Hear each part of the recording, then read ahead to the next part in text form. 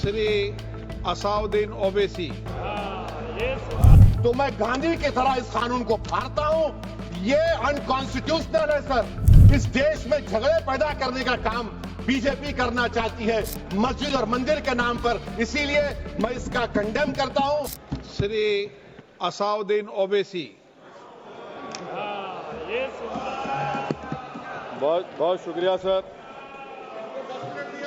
Speaker sir, मैं ये वक्फ तरमीमी bill की मुखालिफत में खड़ा हुआ हूं। किसी एक शायर ने बड़ा अच्छा कहा था, जब भी ज़मीर और ज़र्फ का सौदा हो दोस्तों, जब भी ज़मीर और ज़र्फ का सौदा हो दोस्तों, कायम रहो हुसैन के इनकार की तरह। सर, ये वक्फ तरमीमी बिल भारत के गयूर मुसलमानों के ईमान पर, इबादत पर एक हमला है।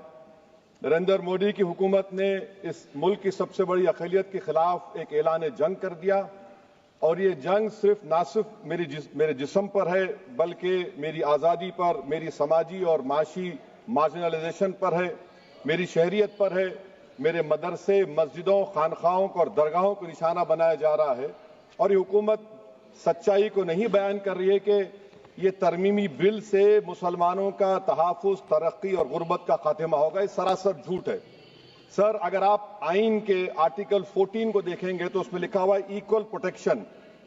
अब आप देख लीजिए सर कि हिंदू, सिख और जैन को और बौद्ध को उनके एंडोमेंट में तहफ़्फ़ुज़ मिलेगा, क्योंकि उनका एंडोमेंट बाय यूजर बरकरार है और उनका एडमिनिस्ट्रेशन उनके हाथ में होगा कि गैर हिंदू या गैर उनके मजहब का आदमी दान भी दे सकता है उनके लिए, और एंडोमेंट बोर्ड का तहफ़्फ़ुज़ भी मिलेगा, क्योंकि उसके ऊपर ओवरराइडिंग क्लॉज अप्लाई नहीं होगा, लिमिटेशन का कानून उस पर अप्लाई नहीं होगा।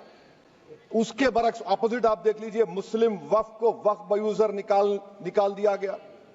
एक मुस्लिम वक्फ की जायदाद पर कब्जा होगा, लिमिटेशन लगेगा तो जो एनक्रोचर है, जो खाबिज है, वो रातों रात मालिक बन जाएगा और एक गैर मुस्लिम वक्फ बोर्ड को एडमिनिस्टर करेगा। ये आर्टिकल 14 के इक्वल प्रोटेक्शन का वायलेशन।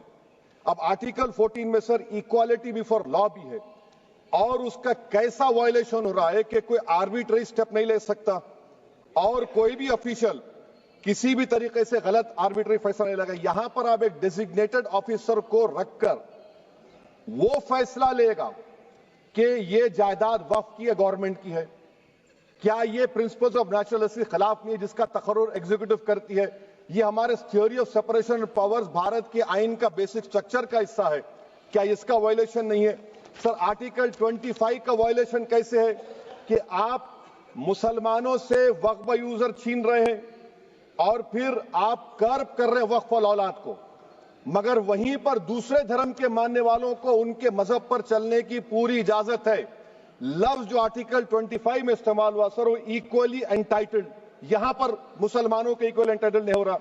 अभी हम गृह मंत्री का, वजीर दाखिला का यहां पर उनका हमने तकरीर सुनी, यहां पर वो ये कहते हैं, वजीर दाखिला, शायद वो कटमुल्ला की जबान ना कह दें, वजीर दाखिला कहने पर वजीर दाखिला ने अपने बयान में कहा कि बोर्ड और काउंसिल जो होगा वो माने वक्फ इस्लाम से अलग है।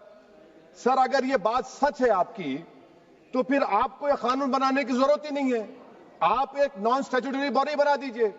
ये जो कानून बन रहा है ना सर, ये आर्टिकल 26 इसका सोर्स है, और आर्टिकल 26 जब इसका सोर्स है तो आर्टिकल 26 का ABCD क्या कहता है कि रिलीजियस डिनोमिनेशन को अपने मजहब के अफेयर्स खुद चलाना, मूवेबल इमूवेबल प्रॉपर्टी को लेना और एडमिनिस्टर करना। जब हिंदू धर्म को, बौद्ध धर्म को, सिखों को यह राइट दिया गया है, तो आप कैसे मुसलमानों से छीन रहे हैं? तो ये आर्टिकल 26 का ग्रेव वायलेशन है। तो सर, अब वक्फ बाय यूजर का मामला देखिए, मिनिस्टर साहब ने कहा कि एंक्रोचमेंट हो रहा है, 17,000 एंक्रोचमेंट हुए हैं। तो यही नरेंद्र मोदी की हुकूमत ने 2014 में उस वक्त के मंत्री ने एक Waqf properties eviction of unauthorised occupants bill को इंट्रोड्यूस किया। आपने विड्रॉ कर लिया 2024 में उसको। क्यों विड्रॉ किया सर आपने? जब आप मान रहे थे कि एंक्रोचमेंट हो रहा है तो आपने बिल को विड्रॉ कर लिया।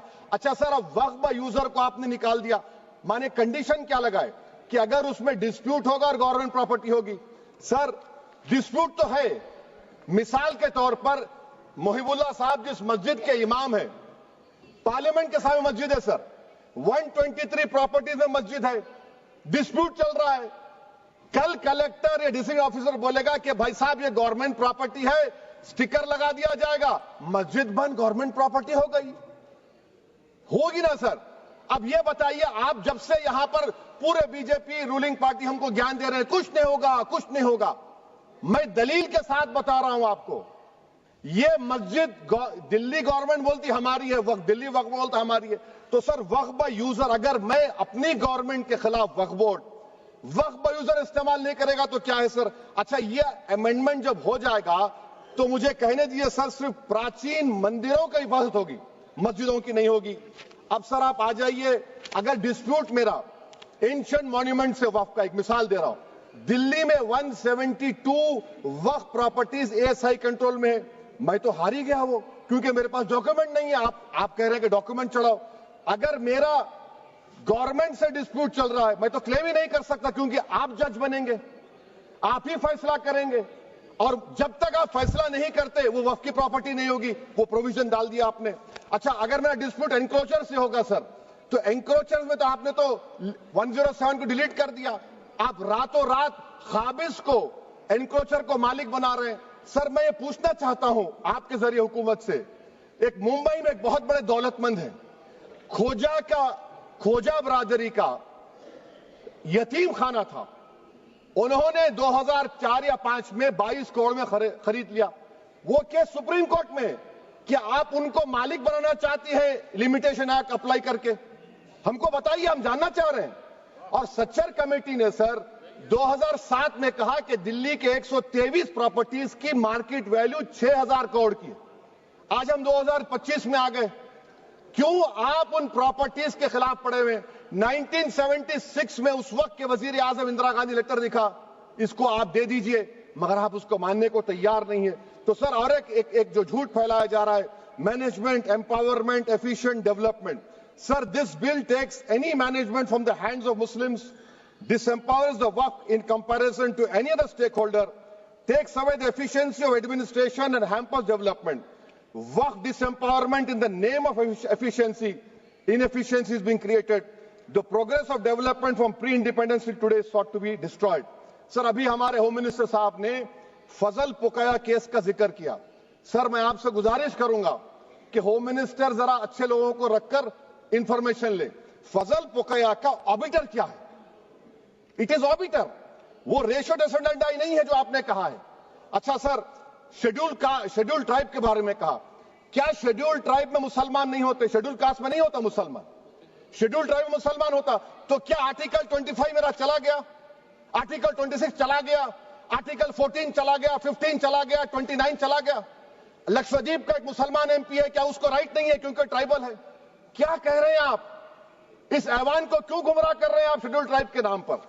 सर और एक चीज जो आपको बता रहा हूं सर, अब आप जब आर्टिकल 26 से मेरा सोर्स है, तो आप सेंट्रल वक्फ काउंसिल में 22 में से 11 आप नॉन मुस्लिम को बना सकते हैं, रिलीजन न्यूट्रल आपने कह दिया, और आप बनाएंगे, क्यों बनाएंगे आप? स्टेट वक्फ बोर्ड में 7 नॉन मुस्लिम होंगे और 4 मुसलमान, क्यों होंगे? क्योंकि आप लॉ में 95 में डायरेक्ट मैनेजमेंट में ले सकते हैं 5 साल के लिए। आप वक्फ बाय यूजर को आप कलेक्टर डिस्ट्रिक्ट ऑफिसर बोलेगा ये वक्फ की प्रॉपर्टी नहीं है, तो वो वक्फ बोर्ड खामोश बैठ जाएगा, कुछ एक्शन ही नहीं लगा, क्योंकि वो आपके प्यादे हैं। अच्छा जब आप नॉमिनेट करेंगे सर मैं मोदी गवर्नमेंट के खिलाफ नो कॉन्फिडेंस ला सकता हूं, मगर वक्फ बोर्ड का चेयरमैन जो नॉमिनेट होगा उसके खिलाफ नो कॉन्फिडेंस नहीं ला सकते, हम बिल्कुल नहीं ला सकते। क्या मजाक है बताइए आप? ये डेमोक्रेसी है, नॉमिनेट भी स्टेट गवर्नमेंट करेगी, वो अगर डिक्टेटर बन जाएगा जैसा आज भारत में हो रहा है तो वो भी नहीं हटेगा। कम से कम यहां पर तो इलेक्शन है, वहां पर तो आप 5 साल झेलते रहो उसको। अच्छा सर अब ये जो क्लॉज 11 और क्लॉज 9 आप 16AA से देखिए, where the qualification of the members of the board has been limited only to 3 categories contained in 14(1)(c). Intention is very clear that the majority is to be packed with non-Muslims. So who will defend my interests, sir? if I cannot depend on the state work board, central work council, which are going to comprise non-Muslims, this in itself is a clear violation of Article 26, 14 and 15, sir. अच्छा sir, CO पहले 95 act में था कि word मुस्लिम, आपने गायब कर दिया उसको। अरे आखिर क्यों इतनी नफरत है आपके लफ्ज मुसलमान से? अच्छा फिर क्या कह रहे हैं आप कि ये भी आर्टिकल 26 का वायलेशन है। सब जितने हिंदू धर्म के प्रॉपर्टीज हैं, सिख धर्म के हैं, बौद्ध के हैं और आपके जैन के, वहां पर उन्हीं के मजहब का ऑफिसर होगा। और कहां पर नहीं होगा? वक्फ बोर्ड में। Waqf board is a pure religious institution, इसको समझने की जरूरत है। तो आप ये कर दे रहे हैं सर। अच्छा सर, आप देखिए, अब आप आ जाइए ये ट्राइब्यूनल पर। मुझे समझ में नहीं आया सर कि हमारे होम मिनिस्टर वजीर दाखिला ने क्या कह दिया कि 2013 का जो कानून है वो नहीं बनता तो हम नहीं लेके आते। मैं बड़े अदब के साथ उनसे पूछना चाह रहा हूं कि क्या उस वक्त राजनाथ सिंह साहब, अडवाणी साहब, हमारी लेट सुषमा स्वराज, ये बड़े बड़े नेता यहां बैठे थे? आपने यूनानिमस उस कानून को पास करवा दिया। कीर्ति आजाद थे उस वक्त, अब यहां बैठे हैं वो टीएमसी में। तो क्या आप गलत थे या वो गलत थे? हमको बता दीजिए, आप बता दीजिए। क्योंकि अगर अडवाणी आपके लिए बहुत बड़ा नेता है, मेरे लिए नहीं हो सकते, आपके लिए आपने पद्मश्री दिया उनको। मोहतरमा सुषमा स्वराज की जबरदस्त तकारीर का मैं कायल हूं, वो बैठकर उस 2013 को यूनानिमस पास कर दिए। मुझे कंफ्यूजन है कि क्या अमित शाह, नरेंद्र मोदी बड़े हैं या अडवाणी बड़े हैं? आपके लिए आप तय कर लीजिए। अच्छा सर, आपके tribunal sir, railway Clements tribunal, NGT tribunal, income tax, वैसे 14-15 ट्राइब्यूनल है। हिंदू एंडोमेंट का ट्राइब्यूनल, सबका अपील नहीं होती, रिव्यू होता है। गृह मंत्री सरकार कह रही है कि नहीं, रोक दिए, रोक लगा। कैसे रोक लगाते हैं? रिव्यू और अपील में तो फर्क होता है ना सर। आप ही कह रहे हैं कि पूरे कोर्ट्स में बैकलॉग है और आप अपील कर रहे हैं। अच्छा सर, रिटायर्ड डिस्ट्रिक्ट जज 95 में सिटिंग डिस्ट्रिक्ट जज था, जो एडमिनिस्ट्रेटिव कंट्रोल था सीजीआई साहब, उसको निकाल दिए। अच्छा सर, अब आप अभी हमारे मंत्री साहब ने कहा trust, sir Shri Sai Baba trust 2004, वो ये कहता है जो ऑफिसर उसमें काम करता है उसको साई बाबा का डिवोटी होने चाहिए और उसको डिक्लेरेशन लिख के देना पड़ेगा। यहां पर हो रहा तो यहां पर क्यों नहीं हो रहा? अच्छा सर, आप फिर देख लीजिए, ये आपका हो गया सर। हां, अब अमित शाह साहब ने सेक्शन 2A के बारे में कहा और उन्हें इस बात का इकरार कर लिया कि दाऊदी बोहरा के लिए यह बनाया गया है। मगर मैं आपके जरिए से गवर्नमेंट से पूछना चाह रहा हूं, आपने तो उस प्रोवाइजो में दाऊदी बोहरा का नाम ही नहीं लिखा। आपने उनको भी थैंक यू कर दिया, उनका नाम क्यों नहीं लिखा आपने? और सर, और गवर्नमेंट क्या कर रही है? आप मुस्लिम समाज में जो बेकार किस्म के लोग हैं उनको एक रास्ता बना रहे हैं, एग्जिट दिखा रहे हैं कि तुम्हें वक्त से बचना है तो तुम्हें ट्रस्ट बना लो। ये क्या कर रहे हैं सर आप? कम से कम उन दाऊदी बोहरा को आप दे देते। अच्छा sir, clause 3V section 36 clause 18 देख लीजिए। Oral appointment has sought to be discontinued even though it is recognized practice in Islam. Muslim personal law is recognized oral work and 1937 Shariat Application Act. Sir, आप clause 3(9) पर आ जाइए। 5 साल के लिए मुसलमान। मैं किरण रिजिजू से पूछना चाहता हूं, सर दाढ़ी रखे तो मुसलमान प्रैक्टिसिंग है या क्लीन शेव आपकी तरह है? तो बताइए हमको, प्रैक्टिसिंग क्या होगा? अच्छा, किसी को पकड़ के मॉब लिंच कर दिया और बोले कि JSR का नारा लगाया, और वो JSR का नारा लगाया तो क्या मुसलमान रहेगा? नहीं रहेगा। या फिर देश के प्रधानमंत्री ने कहा था कपड़े देखकर पहचानो, तो क्या कपड़े देखकर आप कह देंगे?